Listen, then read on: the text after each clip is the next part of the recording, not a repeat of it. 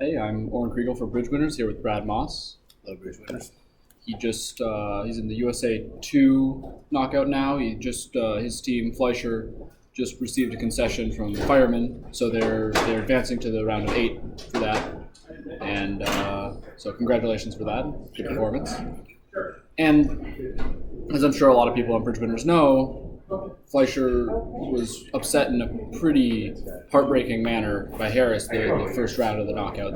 Thank you for reminding me about that. Well, that's my job, right? I remind some people of something unpleasant right away. You can look at the Steve interview, the Cran interview, and now you. I enjoyed your interviews very much. Oh, thanks. But then, especially in this event, you have to get back on the horse and play again, and you're still in the running for USA 2, which is obviously a big deal. So how do you have a strategy for how you deal with a loss like that? This is a unique event, right? I mean, normally, whether it's another year of trials or major knockouts or championship, whatever, when you win, you're keeping that energy up, focused, ready for the next round. And when you lose, you possibly lock yourself in the closet, cry, and don't come out for a while. But with the double elimination, it's not like that. It was interesting. First of all, Bridge is so hard now. There's so many good teams. Everyone plays so well that you're always prepared to lose. Whether it's round of 64 of a knockout or the round, one team we lost, Harris played really well, and there is no such thing as we have to win. That just doesn't exist in Bridge anymore. And so we lost a very tough, heartbreaking match, and it was kind of funny. We were all laughing, went out to dinner, joking, and no one really was. Everyone was disappointed and upset, and certainly we recognized our expected value and probability of qualifying had been greatly diminished. But it was just, let's go play tomorrow. Yeah, and you guys must have a good team unity if you didn't. Because it'd be easy, lose by 4 if you blame each other, blame your partner, blame your teammates, and it sounds like you guys didn't do that at all. Very fortunate that all of my teammates, all members of our team, are the sorts to figure out what they could have done, what they did wrong, rather than look to their teammate. They're all great teammates, every single one. Yeah. So I know Joe Grew is a good partner, right? Well, I wasn't talking about Joe. Joe's a different story entirely. Sorry, Joe. But you guys you play a hybrid system, right? Most of the time when you're not vol, you play like a precision, but then, and also most of the time when you're vol, you play natural, and it's 4th seat anytime is the precision. Is that 4th seat we play precision regardless. Okay. And in 3rd seat white, it's sort of a hybrid system. Right. Okay. And then the other times you play precision, which is okay. So it started out where when Joe and I had decided we were going to play and work on our system, I was adamant I wanted to play natural, and he was adamant he wanted to play precision, and that presented an obstacle to overcome. And we talked about it, and we thought about it, and it sort of started as a joke, but we could play with both. And then the more we thought about it, the more we discussed it, the more we started thinking about the permutations of it, the more we liked the idea of doing both. Both in terms of trying to optimize the advantages of any seat, right? Certainly if you're, for instance, opening a strong club and you're vol influence or not, that has its own problems, and the ability to be so aggressive, not vulnerable, things like that. So there was potential optimization of system, and then also we wanted to create a structure so that there would be as much overlap as possible in terms of what we played. If you had to have 2 completely separate notes, that it would be onerous after a while. So I'm guessing your note from structure is the same regard. Is it the same? It's very similar. Yes, very similar.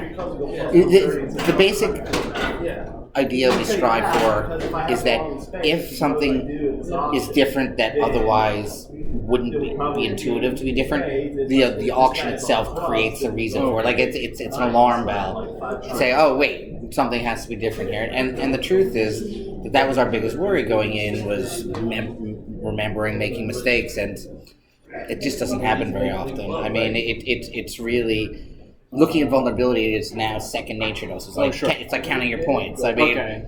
So when that happens, because you're based on vulnerability and seat. Yes.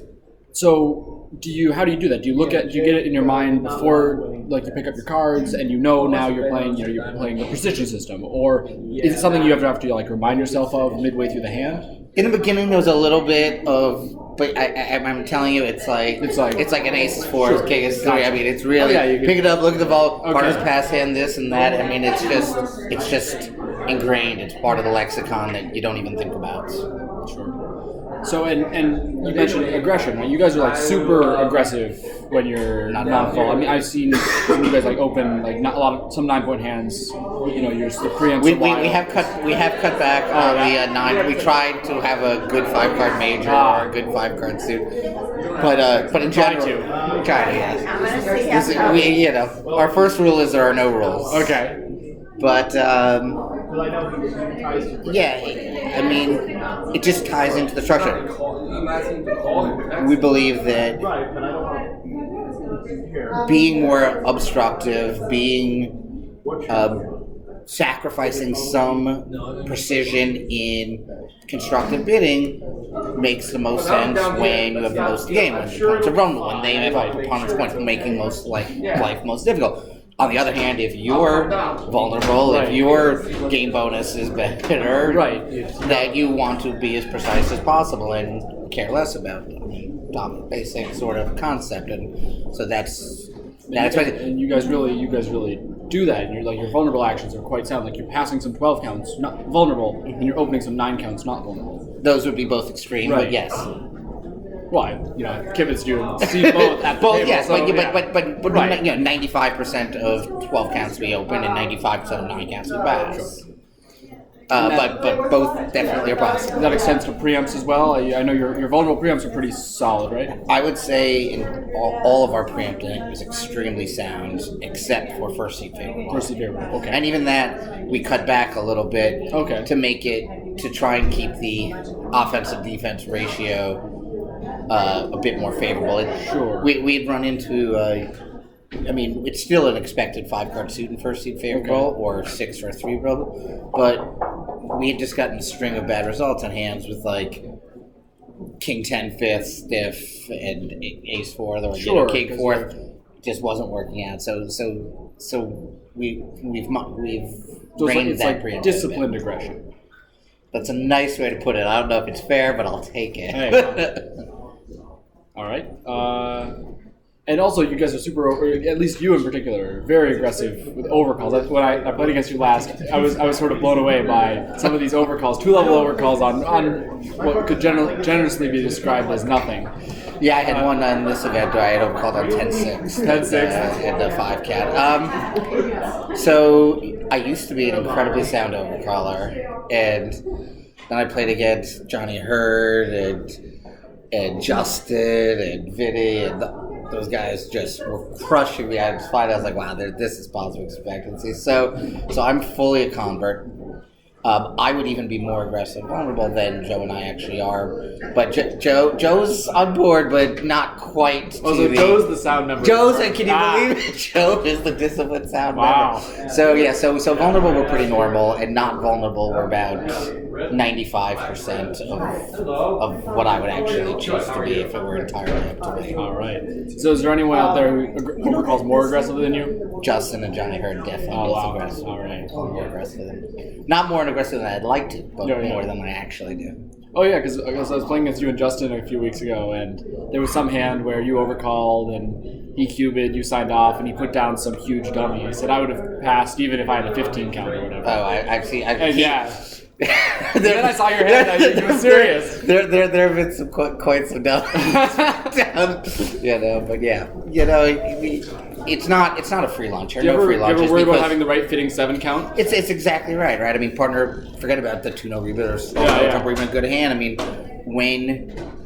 I mean, because we overcall still normally, right? So now all of a sudden the range becomes so wide, Right. and whether they compete or even it's just responding, you are definitely making yourself your outcomes have a greater possibility, and therefore you're losing precision decision making, which is why just Joe, and he's probably right, wants to keep vulnerable much more normal, because we miss a vulnerable game, that's a big deal. Or go down 300. Right, exactly. And so when you're white, missing a 50-50 game, Whatever. who cares, right? I mean, you factor in the possibility of getting doubled, Yeah. and so. Or going, bidding something, going down a few, like whatever. Whatever. Minus 150 next board. Exactly. So that's why it's controlled aggression. Yeah.